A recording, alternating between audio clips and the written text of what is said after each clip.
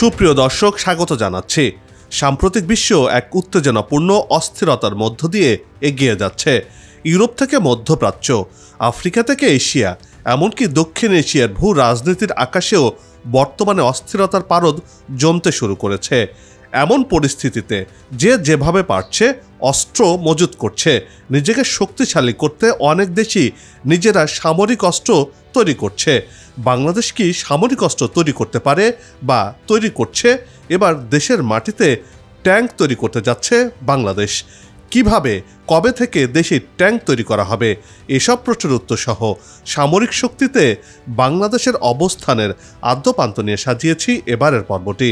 বিস্তারিত জানতে পুরো ভিডিওটি দেখুন। দর্শক, চলুন চলে যাই মূল ভিডিওতে।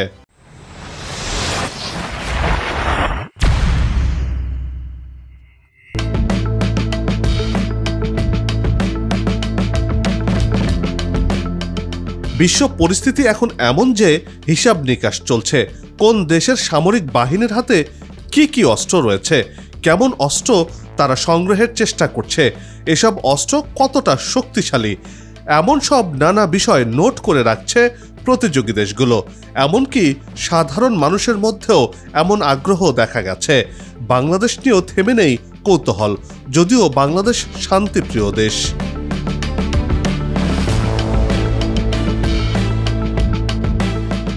তবে বাংলাদেশেও তার প্রতিরক্ষা ব্যবস্থাকে শক্তিশালী করতে শুরু করেছে। সুইডেনের স্টকহোম ইন্টারন্যাশনাল পিস রিসার্চ ইনস্টিটিউটের তথ্য বলছে 2009 থেকে 2023 সাল পর্যন্ত অস্ত্র আমদানিতে বিশ্বে 28তম অবস্থানে ছিল বাংলাদেশ। এই সময়ের মধ্যে বাংলাদেশের সামরিক খাত শক্তিশালী করতে নেওয়া হয় নানা উদ্যোগ।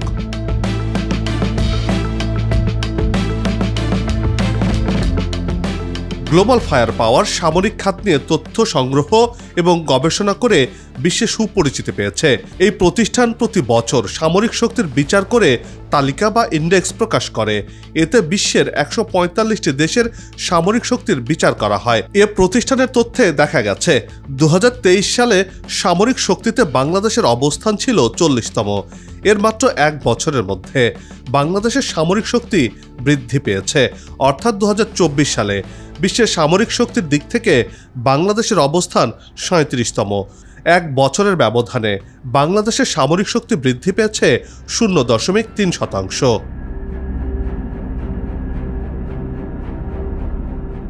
ঠিক এর এক বছরের ব্যবধানে বাংলাদেশের সামরিক শক্তি আরও বৃদ্ধি পেয়েছে।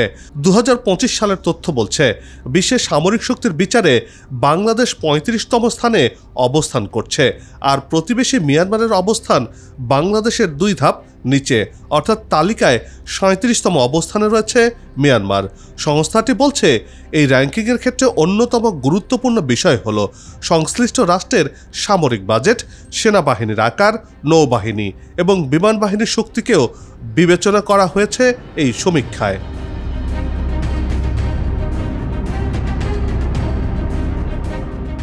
এশিয়ার দেশগুলোতে নিয়ে এশিয়ান মিলিটারি স্ট্রেংথ 2025 শীর্ষক আলাদা একটি রিপোর্টও প্রকাশ করেছে গ্লোবাল ফায়ার পাওয়ার। বিশ্বের সবচেয়ে বড় মহাদেশের 45টি রাষ্ট্রের মধ্যে বাংলাদেশের স্থান 17তম, আর এশিয়ার এই র্যাঙ্কিংয়ে মিয়ানমারের অবস্থান বাংলাদেশের ঠিক পরেই। বাংলাদেশের ঘাড়ে নিঃশ্বাস ফেলছে প্রতিবেশী দেশটি।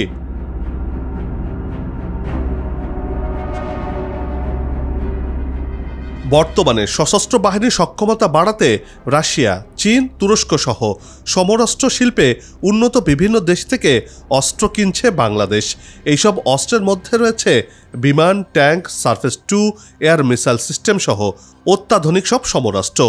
অস্ত্রের জন্য বাংলাদেশ দীর্ঘদিন ধরেই চীনের ওপর নির্ভরশীল ছিল, তবে সম্প্রতি তুরস্ক সহ পশ্চিমা কয়েকটি দেশ সেই তালিকায় যুক্ত হয়েছে।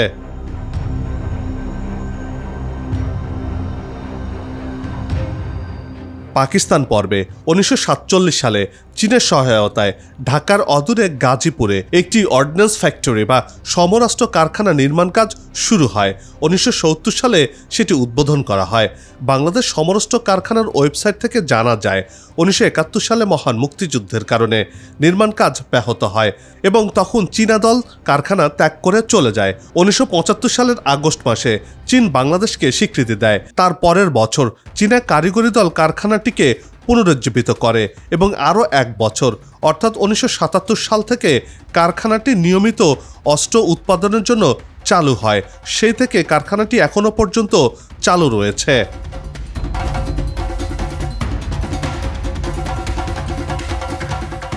যুদ্ধের সময় গোলা বারুদ কারখানা ঠিক রাখতে নিজস্ব সমরাস্ত্র কারখানা একমাত্র ভরসা।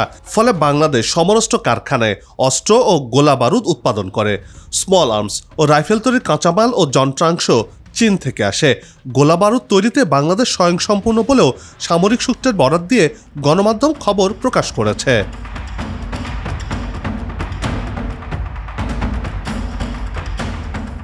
বর্তমান বিশ্বের বাস্তবতায় দেশের মাটিতে ডিফেন্স ইন্ডাস্ট্রি গঠনের কার্যক্রম শুরু করছে বাংলাদেশ।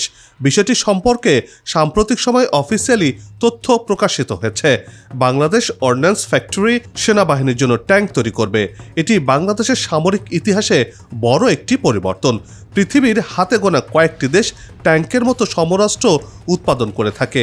এবার বাংলাদেশেও সেই কাতারে নাম লেখাতে চলেছে।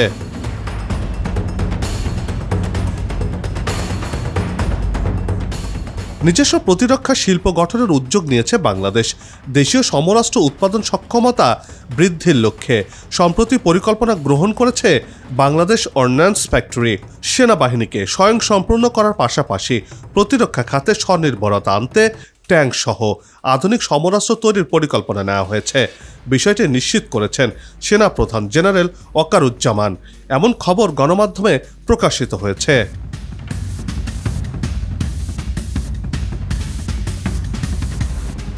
গ্লোবাল ফায়ার পাওয়ারের তথ্য বলছে বাংলাদেশের সামরিক বাহিনীর কাছে 350টির মতো ট্যাঙ্ক রয়েছে। এসব ট্যাঙ্কগুলো চীন সহ বিভিন্ন দেশ থেকে আমদানি করা। বাংলাদেশের ভৌগোলিক অবস্থানের বাস্তবতায় 800টির মতো ট্যাঙ্ক প্রয়োজন। সম্মুখ যুদ্ধ মোকাবেলা করতে বাংলাদেশ সেনাবাহিনীরও আধুনিক ট্যাঙ্ক প্রয়োজন রয়েছে, এমনটি মনে করছেন সমরাস্ত্র বিশ্লেষকরা।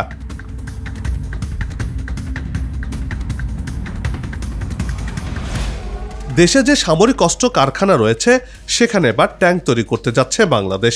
বাংলাদেশ সমরাস্ত্র কারখানার সেই সক্ষমতা রয়েছে, কারণ সাম্প্রতিক বছরগুলোতে চীন থেকে সরঞ্জাম আমদানি করে ট্যাঙ্ক আপগ্রেড করেছে।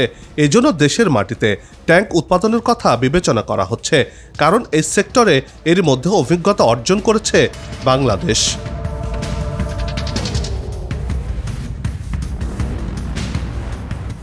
তবে বাংলাদেশের একার পক্ষে ট্যাঙ্ক তৈরি করা সম্ভব নয়। এজন্য ঘনিষ্ঠ মিত্র দেশগুলোর সহযোগিতা প্রয়োজন।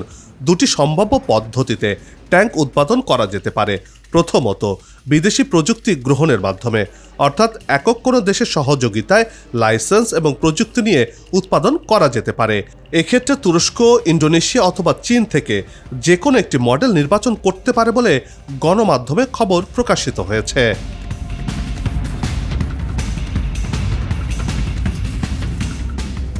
দ্বিতীয়ত, দেশের মাটিতে ট্যাঙ্ক তৈরির বিভিন্ন সরঞ্জাম বিভিন্ন দেশ থেকে চাহিদা অনুযায়ী ক্রয় করা যেতে পারে।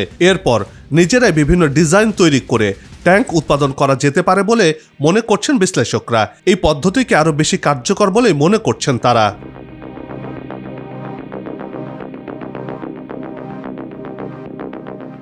দ্বিতীয় পরিকল্পনায় সেনাবাহিনীর জন্য দেশে ট্যাঙ্ক উৎপাদন করলে কোয়ালিটি বেটার হবে বলে মনে করছেন তারা। এর মাধ্যমে ইতালি, ফ্রান্স সহ বেশ কয়েকটি দেশের সরঞ্জাম অন্তর্ভুক্ত করা সম্ভব। তুরস্ক নিজেও তাদের ট্যাঙ্ক প্রকল্পে ইতালি সরঞ্জাম ব্যবহার করে। একই কথা প্রযোজ্য ভারত, ইন্দোনেশিয়া সহ বেশ কয়েকটি দেশের ক্ষেত্রেও। তাই বাংলাদেশও এই পন্থা ব্যবহার করতে পারে বলেই মনে করছেন বিশ্লেষকরা।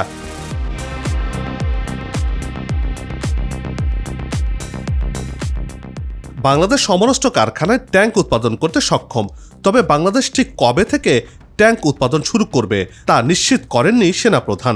সংশ্লিষ্ট কয়েকটি সূত্রের বরাত দিয়ে গণমাধ্যম বলছে, আগামী 2 থেকে 3 বছরের মধ্যে দেশের মাটিতে প্রথমবারের মতো ট্যাঙ্ক তৈরির কার্যক্রম শুরু হতে পারে।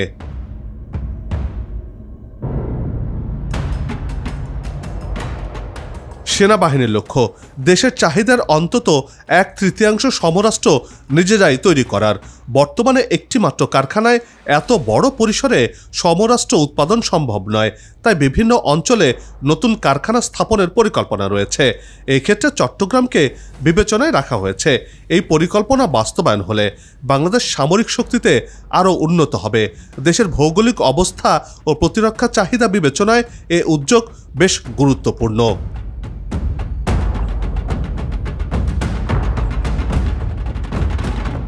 সামরিক শিল্পের সম্প্রসারণ পরিকল্পনার আওতায় ভবিষ্যতে আরও অত্যাধুনিক সমরাস্ত্র তৈরির বিষয়টি বিবেচনায় রয়েছে। এই উদ্যোগ বাস্তবায়ন হলে বাংলাদেশ সামরিক ইতিহাসে নতুন অধ্যায়ের সূচনা করবে। বাংলাদেশের প্রতিরক্ষা সক্ষমতা বহুগুণ বৃদ্ধি পাবে এবং ভবিষ্যতে সামরিক সরঞ্জাম রপ্তানির সুযোগও তৈরি হতে পারে, কারণ পৃথিবীর হাতে গোনা কয়েকটি দেশই নিজস্ব প্রযুক্তিতে ট্যাঙ্ক তৈরি করতে সক্ষম। আর এটি বাংলাদেশ করতে পারলে নতুন করে বাংলাদেশের নাম বিশ্ব দরবারে ঠাঁই পাবে।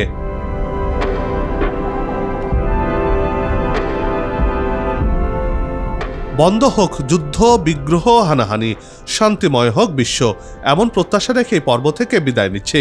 তবে যাবার আগে সে একই অনুরোধ, যেখানে সেখানে ময়লা আবর্জনা ফেলবেন না, পরিবেশের ক্ষতি করবেন না, অযথা হর্ন বাজাবেন না, আপনার দেশের সৌন্দর্য রক্ষায় পোস্টার লাগানো থেকে বিরত থাকুন। যদি চ্যানেলটিতে নতুন হয়ে থাকেন, ভিডিওটি ভালো লাগে, তাহলে চ্যানেলটি সাবস্ক্রাইব করে ভালোবাসায় আবদ্ধ করবেন। ভালো লাগা না লাগার বিষয়টি কমেন্টে লিখে জানাবেন। কি ধরনের ভিডিও দেখতে চান তাও জানানোর অনুরোধ রইল। আগামীতে আবারও দেখা হবে নতুন কোনো জায়গা, তথ্য, ইতিহাস আর উন্নয়ন চিত্র নিয়ে। নিজে ভালো থাকুন, দেশকে ভালো রাখুন, আমাদের সাথেই থাকুন, দেখতে থাকুন দেশের এগিয়ে যাওয়ার চিত্র। ধন্যবাদ।